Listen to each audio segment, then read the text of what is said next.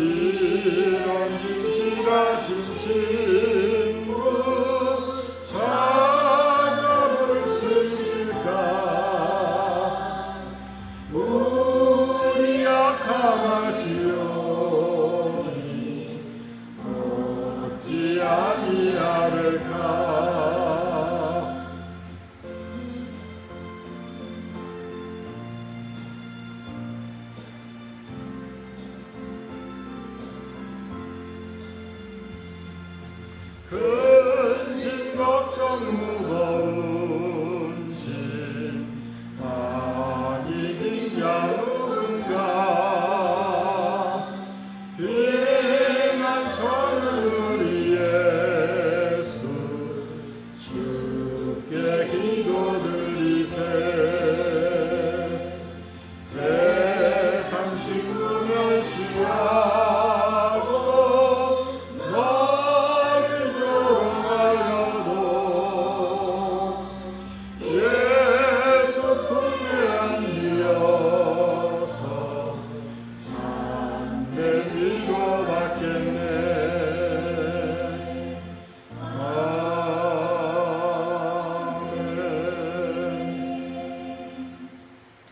신앙 고백합니다. 전능하사 천지를 만드신 하나님 아버지를 내가 믿사오며 그 외아들 우리 주 예수 그리스도를 믿사오니 이는 성령으로 잉태하사 동정녀 마리아에게 나시고 본디오 빌라도에게 고난을 받으사 십자가에 못 박혀 죽으시고 장사한 지 사흘 만에 죽은 자 가운데서 다시 살아나시며 하늘에 오르사 전능하신 하나님 우편에 앉아 계시다가 저리로서 산자와 죽은 자를 심판하러 오시리라. 성령을 믿사오니 거룩한 공회와 성도가 서로 교통하는 것과 죄를 사하여 주시는 것과 몸이 다시 사는 것과 영원히 사는 것을 믿사옵나이다. 아멘. 고린도전서 4장 고린도전서 4장 1절과 2절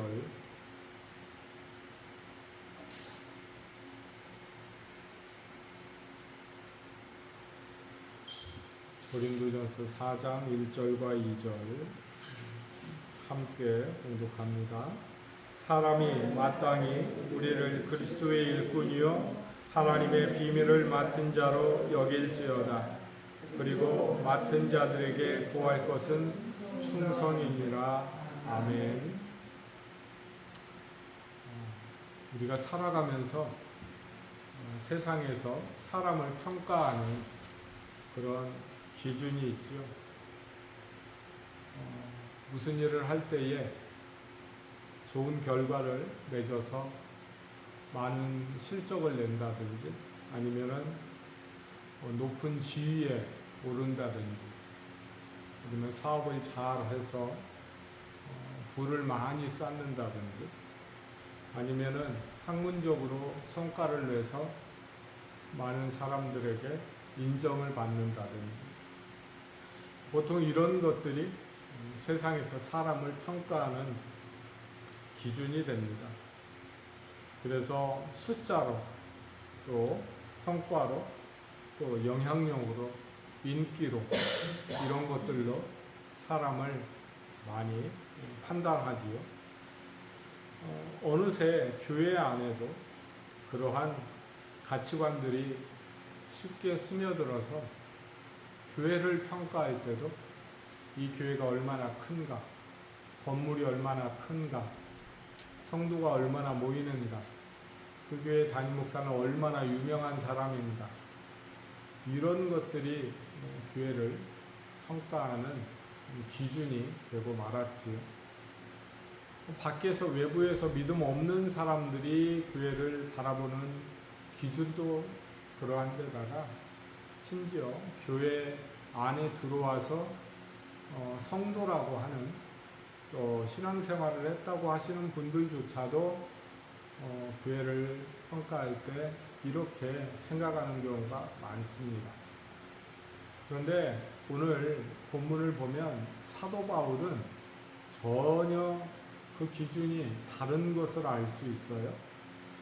오늘 본문 1절에서 사도 바울은 사람이 마땅히 우리를 그리스도의 일꾼이요 하나님의 비밀을 맡은 자로 여길지어다. 그리고 맡은 자들에게 구할 것은 충성이니라, 이렇게 말씀하고 있지요.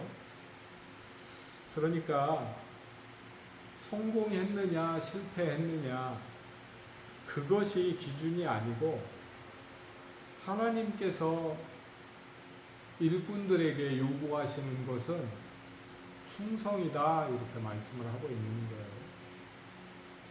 무엇을 얼마나 많이 성취하고 이루었느냐, 이것을 바라보는 것이 아니고 그 마음이, 그 시작의 동기가 한결같이 하나님을 향하여 어떠한 마음과 생각으로 그 일을 시작하고 행하고 그 일을 마쳤는가, 그것이 바로 하나님께서 우리를 바라보시는 기준이고 가치관이다, 이렇게 말씀하는 것이지요. 세상은 출발하는 데 있어서 우리가 보통 7살, 8살이 되면 초등학교에 대부분 다 입학을 하지요. 그리고 6년 지나면 중학교, 3년 지나면 고등학교, 또 맞춰서 자기의 실력과 능력에 맞춰서, 때로는 자기의 형편에 맞춰서, 상황에 맞춰서 대학에 진학을 하기도 하고, 자기의 적성에 맞춰서 자기가 하고 싶은 일을 하기도 하는 것을 볼 수가 있습니다. 어떻게 보면 출생과 나이에 맞춰서 출발하는 지점이 똑같은 것 같지만 어찌 보면 전혀 그렇지 않은 것을 알 수 있지요. 부유한 집의 자녀들은 이미 조교 교육이라고 해서 4살, 5살, 6살 때 이미 영어 유치원에 한 달에 300만 원짜리, 400만 원짜리 조기 교육을 받기도 하지요. 그 아이들은 초등학교에 입학하기도 전에 영어를 능숙하게 잘하는 거 볼 수 있어요. 그 아이들이 초등학교 거치고 중학교 거치면서 이미 조기 교육 받고, 또 과외도 하고, 또 학원도 다니면서 이미 그 아이는 일반적인 아이들이 생각하지 못하는 그 정도 학습 능력을 가지고 유명한 대학교에, 또 우리가 흔히 이야기하는 의대, 법대 이렇게 진학을 하는 것을 볼 수가 있습니다. 출발점이 이미 다르다라고 하는 사실이에요. 그러면 그 아이들에게 같은 일을 시키면서 똑같은 결과를 맺기를 원하는 것은, 그것은 어불성설이죠. 보통 사람들의 눈에는 똑같이 초등학교 다녔고 똑같이 중고등학교 다녔는데 왜 너는 그 모양이냐 라고 이렇게 이야기하면 그거는 그 아이들의 학대하는 거예요. 하나님도 우리를 향해서 말씀을 하세요. 우리를 향해서 어떤 일을 시키시고 무슨 일을 감당하도록 이렇게 하시는 것을 볼 수 있어요. 모든 천편일률적인 기준으로 교회를 너는 왜 이만큼 모이게 했니? 너는 왜 저만큼 모이게 했니? 너는 교회 크기가 왜 그 모양이니? 너는 왜 교회 크기가 저렇게 크니? 너는 왜 아직도 상가에 있니? 이렇게 그것을 기준으로 삼는다라고 한다면 그것은 우리가 생각해도 잘못된 것이다라는 사실들을 알 수 있어요. 사도 바울은 아주 명확하게 짚고 있는 것이죠. 지금 고린도의 성도들이 많은 사람들을 편가르기를 하고 있어요. 누구는 바울파, 바울 선생님은 고린도에 와서 우리 고린도 교회를 개척하신 분이야. 그러니 마땅히 그분을 중심으로 우리 고린도 교회가 세워져야 되지 않겠어? 어떤 성도들은 아볼로 선생님이 말씀이 참 좋지. 이분은 정말 말씀 하나만큼은 너무너무 은혜스럽고 멋지게 잘 설교를 하시고 잘 가르치시는 것 같아. 어떤 사람들은 그래. 예루살렘 교회에 가보면 예수님의 살아생전 수제자가 계시잖아. 게바 선생님, 베드로 선생님 계시잖아. 베드로 사도가 교회의 기둥 아니야? 베드로 선생님을 따라야지. 사람들은 자기의 적성에 맞춰서, 자기의 취향에 맞춰서 그렇게 누구를 따르기도 하고 지지하기도 하고 하는 것을 볼 수 있지요. 그런데 사도 바울 선생님은 뭐라고 말씀하시냐면, 사람이 마땅히 우리를 그리스도의 일꾼이요 하나님의 비밀을 맡은 자로 여길지어다. 우리는 다 바울나나 말씀을 가르치고 전한 아볼로나, 예루살렘 교회의 기둥인 베드로나 모두 다 그리스도의 일꾼이다, 이렇게 말씀을 하고 있어요. 여기에서 일꾼이다라고 하는 이 성경 원문을 보면 휴페르테스라는 말을 써요. 이 휴페르테스라는 헬라어는 배에서 여러분들 이 당시에 그 영화를 고증을 통해서 만든 영화를 보면 뭐 마치 배너 같은 그런 영화, 유명한 영화들이 있죠. 그 영화를 보면 배 밑에 내려가서 노예로서 노를 잡고 배를 앞으로 전진하고 후진시키기 위해서 노를 젓는 그 노예를 볼 수 있어요. 바로 그 노를 젓는 사람이 휴페르테스입니다. 일꾼. 사도 바울은 자기 자신뿐만이 아니라 예루살렘 교회에 있는 베드로나 야고보나 요한이나 또 여기에서 사역을 했던 아볼로나 자기 자신 바울이나 모두 다 하나님의 일꾼이다, 이렇게 말씀을 하고 있어요. 그 이야기는 무슨 이야기예요? 내가 고린도 교회의 주인이 아니다라고 말씀하는 거예요. 내가 교회의 주인이 아니다라고 말씀하는 거예요. 자기는 전도를 했고 선교를 했고 고린도 교회를 개척을 했고 오랜 동안 고린도 교회 성도들을 가르치고 복음으로 훈련시키고 깨닫게 했지만 자기는 고린도 교회의 주인이 아니다. 나는 그리스도의 일꾼이고 나는 복음을 맡은 자다. 나는 그저 하나님의 일꾼, 주인의 뜻에 따라서 주인의 명령에 따라서 순종하는 그 일꾼일 뿐이다 라고 이렇게 고백을 하고 있는 것이죠. 이 시대를 살아가는 모든 이 땅 위의 모든 교회의 성도들은 모든 교회에 하나님께서 주신 직분을 맡은 자로서 사명을 감당하는 재직들은 목사나 장로나 권사나 집사나 그 누구든지 간에 우리는 모두 하나님의 일꾼이다 라는 사실을 알아야 합니다. 절대 주인 행세하면 안 되는 거예요. 내가 이 교회에 30년을 다녔어. 내가 이 교회를 40년을 섬겼어. 아니, 이 교회에 우리 할아버지가 개척을 했어. 아니요. 우리가 4대째, 5대째 한국교회가 역사가 이제 1883년을 기준으로 해도 벌써 140년이 넘게 흐르다 보니 어느 집안에는 4대째 신앙생활하는 그런 교회의 성도들도 있는 것이 현실입니다. 그런데 그렇다고 해서 그 교회의 주인 행세를 하면 예수님이 계실 곳이 없지요. 예수님이 뭐라고 말씀하실까요?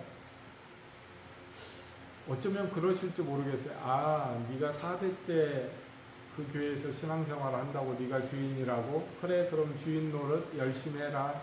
나는 간다. 이러실지도 모르겠어요. 굉장히 두려운 일이죠.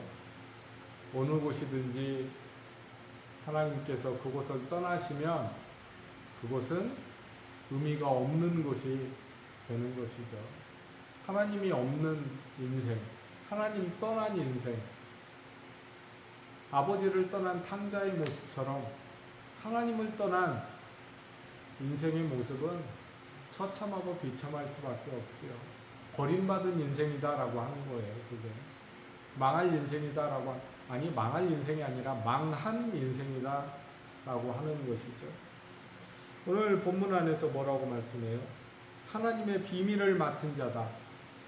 이 말 비밀을 맡은 자, 비밀이라는 말이 무슨 말이냐면 미스테리온이라는 헬라 말인데 이 비밀은 숨겨진 신비가 아니에요. 숨겨져 있는 게 아니에요. 누구에게 숨겨져 있는가 하면 깨닫지 못한 자에게, 복음을 듣지 못한 자에게는 숨겨져 있는 거예요. 뭐가요? 복음이, 예수 그리스도가 어떤 분이신지, 메시아인지, 하나님의 아들인지, 하나님이신지 믿지 않는 자에게는, 깨닫지 못한 자에게는 숨겨져 있는 것이죠. 그런데 그리스도 안에 들어와 있는 자에게, 복음을 영접한 자에게는, 예수 그리스도를 영접한 자에게는 절대 미스테리온이 아니에요. 비밀이 아니에요. 그것은 우리에게 주어진 생명이고, 예수님께서 나는 길이요 진리요 생명이라 말씀하시잖아요. 우리에게 예수 그리스도는 길이고 진리고 생명인 것이죠. 우리에게 예수 그리스도는 하나님의 복음인 거예요. 그 안에서 우리가 거듭나고 새로 살아가고 주님과 함께 더불어 동행하며 살아가는 인생이다라고 하는 것이죠. 오늘 복된 주일 아침 우리 성도들은 하나님 앞에 우리는 부름받은 일꾼이다라고 하는 사실, 그 일꾼인 우리에게 하나님께서 복음을 맡기셨고 그 복음을 맡은 자들에게 하나님께서 우리에게 원하시는 것은 바로 충성이다 말씀하셨어요. 충성, 로열티, 충성이다. 네가 그 일을 맡아서 성실하고 충성되게 충직하게 열심히 감당을 하는데 너의 능력이 부족해서 그 결실이 그만큼밖에 안 돼도 나는 너를 인정한다 말씀하시는 거예요. 너의 능력이 출중해서 많은 결실을 맺어도 나는 너를 인정한다 말씀하시는 거예요. 그 결실이 크고 많음에 있지 않다라고 하는 거예요. 우리 하루를 살아가시면서 우리의 마음 중심이 어디에 있는가, 그 시작을, 그 동기를 보시는 중. 세상 사람들은 결과를 보지만 하나님은 우리의 마음을 보시고 중심을 보시고 그 처음을 보시고 동기를 보시고 그 과정을 보시고 그 마지막을 보시는 그 하나님이다라고 하는 사실을 우리가 기억하면서 하나님 앞에 온전한 마음으로 예배하고 살아가시는 한 주가 되시기를 주의 이름으로 축원합니다. 자비로우신 주님 감사합니다. 복된 주일 한 주를 시작하는 첫날 아침에 우리의 마음 중심을 온전히 하나님 앞에 내려놓고 전심으로 하나님을 의지하면서 하나님을 예배하고 이웃을 사랑하며 보낼 수 있는 한 주가 되기를 원합니다. 원금 각처에서 복된 발걸음으로 하나님을 향하는 예배를 드리는 사랑하는 성도들의 그 마음을 기억하시고 그 중심을 기억하시고 그 발걸음을 기억하시고 그의 가정과 삶의 터전을 기억하셔서 우리의 인생이 주님과 항상 날마다 동행하게 하시고 주님으로 인하여서 기쁘고 주님으로 인하여서 복된 인생을 살아가는 저희가 되게 하옵소서. 예수님의 이름으로 기도드립니다. 아멘.